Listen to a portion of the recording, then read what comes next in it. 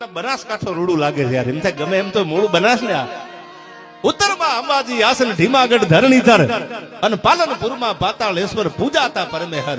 અચ્છાની ઓળખ તો તમે જો.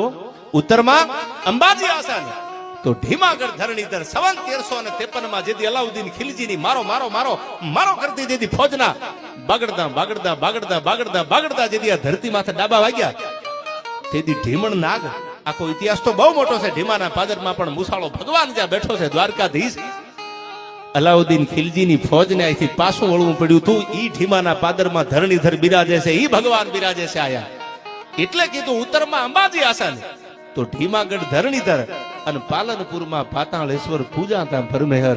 અને બનાસકાંઠો રૂડું લાગે છે યાર. એમ થાય ગમે એમ તો મૂળ બનાસ ને. આ ઉત્તરમાં અંબાજી આસન ઢીમાગઢ ધરણીધર અને પાલનપુરમાં પાતાળેશ્વર પૂજાતા પરમેહર. અચ્છાની ઓળખ તો તમે જો.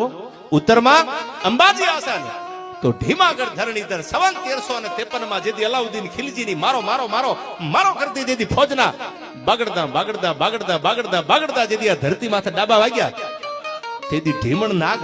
આખો ઇતિહાસ તો બહુ મોટો છે. ઢીમાના પાદરમાં પણ મુસાળો ભગવાન જ્યાં બેઠો છે દ્વારકાધીશ. અલાઉદ્દીન ખિલજીની ફોજને અહીંથી પાછું વળવું પડ્યું હતું. ઈ ઢીમાના પાદરમાં ધરણીધર બિરાજે છે, ઈ ભગવાન બિરાજે છે આયા. એટલે કીધું ઉત્તરમાં અંબાજી આસન તો ઢીમાગઢ ધરણીધર અને પાલનપુરમાં પાતાળેશ્વર પૂજાતા પરમેહર. અને